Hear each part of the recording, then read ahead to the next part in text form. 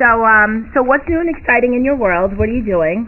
Well, I'm here tonight because I'm running for New York State Assembly in the 94th District, and I came to speak to the masses. That's awesome. Mass communicating. So explain to the audience in terms of what the district that you're running in, who's your featured target audience, who you're looking to reach, and what's your ballot. Okay. My district includes all of the town of Clarkstown, all of the town of Haverstraw, and about 12 election districts in the town of Ramapo. Mm-hmm. The people I'm looking to reach is anybody that votes. And if you don't vote, please register to vote and go vote and vote for me if you don't mind, or at least consider it. Absolutely. That's very important. Voting is like, getting your driver's license. It's just a part of life. You have to vote. Mm-hmm. It's like waking up and brushing your teeth. People, you have to get out there and vote, regardless of who you like and, what you do. You got to definitely vote. But tell us about, how did you get into politics? I'm so excited for you, first of all. Currently, right now, I'm a county legislator. About 3 years ago, I ran for county legislature, and I was fortunate enough to be chosen by the people in my district to represent them. I joined the committee and got involved in politics probably around 2001. That was it, pretty much 2001. So what made you get into politics? Well, I wasn't really happy with what I was reading and what I was hearing. I wasn't really that involved, but I wasn't happy with the direction of the country. And I was in a conversation with somebody, and we kept referring to them as they. Right. Oh, they did this. Oh, they did that. Right. And I remember it. It was an epiphany. A light bulb went off, and I said to myself, who are they? Right. Why are they, and we're us? Right. What makes them them? So I wrote a letter to my local legislator. I wrote a letter to a few of my elected officials. I went, I won't name names, but I'll tell you the story. I went out to dinner with an elected official, and the whole time I was having a conversation with him, all I kept thinking was, this guy is a moron. I can't believe this is the leader and the person making decisions for me. This is my representative? That's who people voted for. It just, and maybe it's a lack of options. Right. And that's exactly what I thought. Maybe it's just a lack of options. People are too busy raising their families, starting businesses, working their jobs. They're more inclined to come home and turn on Sex in the City than to do any type of research and find. People are too busy with their day-to-day lives. That's right. And so am I, and so is everybody else. And that's just the way it is. But the people that are involved, in my opinion, a lot of times are lacking when it comes to representing their constituents. The key job here, we're representatives. Call us politicians, you call us leaders. I'm not a leader. Right. Do you need to be led? No. Do you need me to lead you? I'm Madame Sassy, thank you. You don't need to be led, but you need representation. If you want something, I'm there to vote the way you want. Right. So, Rockland County is one of the most educated counties in the country. The constituents here aren't stupid. They don't need me to force feed something down their throat that they don't want. Absolutely. If they don't want it, or if they want it, it's my job to represent their views. And I take that very serious. And, I really, really value the input of the constituents because, there's different branches of government. If you're an executive or you're a president, your job is to govern. If you're in a legislative branch of government, your job is to represent your constituents. And if you represent your constituents, you can't be completely out of touch with reality, and you try to listen to them, meet with them, communicate with them. If you don't do those things, one of two things happens. A, you get voted out of office, or B, they forget you even exist and you stay there for 100 years. Right. And which happens quite often. And it definitely happens in this county. I can attest to that.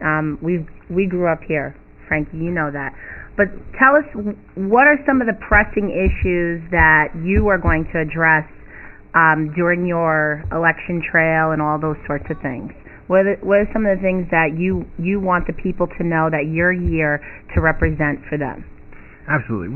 Currently, right now in Albany, it's taxes. My main concern is taxes. Small business owners and people trying to raise families and senior citizens living in Rockland County. Yes. The bottom line is we all know, forget party politics.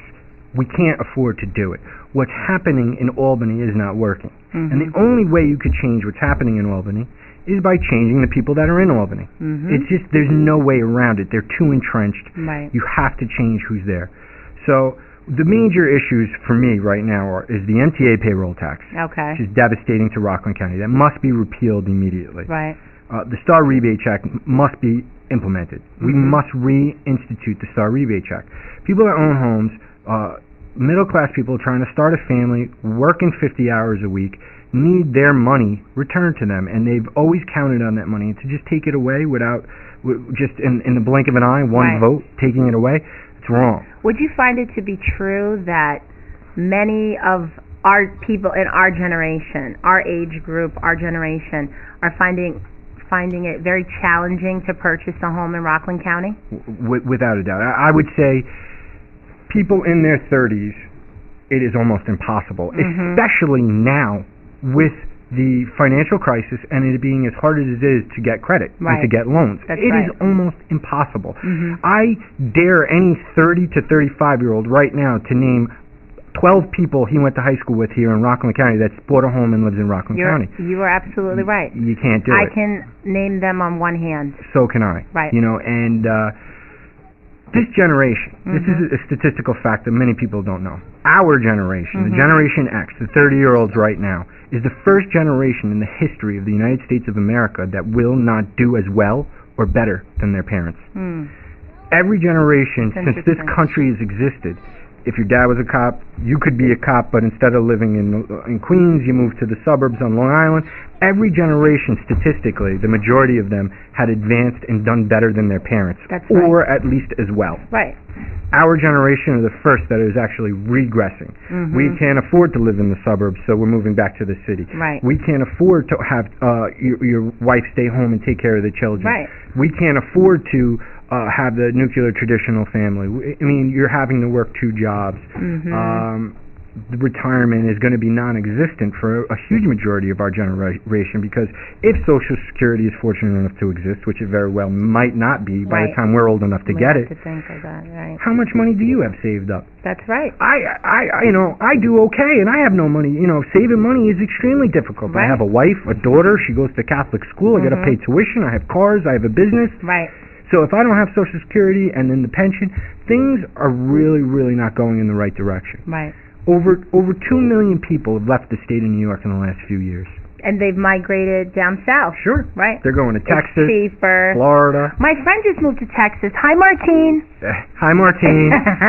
But everyone listening knows somebody that's moved out of here. That's right. Everybody listening. Because why did they move out of here? Because there is no incentive for businesses to open up. New York is ranked the 2nd worst state in the United States of America to open a business in.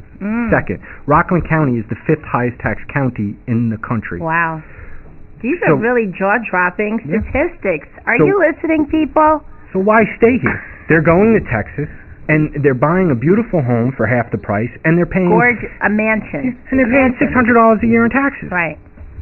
So the incentive must be here, and the jobs are no longer here. Used to be you stayed here because your job was here. The jobs are leaving left and right. The businesses are not opening here. Why open here if they could go to Connecticut? The bigger, better bottle bill. Now, the bigger, better bottle bill, environmentally, it makes sense. It's sound.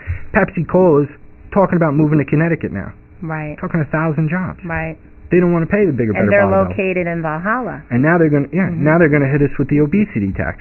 Yes, the sugar tax. The soda and sugar tax, I guess they're saying that will help children not drink soda or, digest fatty foods or whatever. But, I guess someone's calling in for Frankie. Is that someone on the phone? Talk to him. Hi, you're on the air with Madame Sassy and Frank Sparaco. What's up, man? It's just your boy Zim, man. What's up? Hi, who is this? Zim. Hi, how are you? Are you calling for Primo? Yeah, I was calling for Primo, man, to say what's up, man. Shout out. Oh, okay. He's going to be coming up in 5 minutes. We have a surprise guest on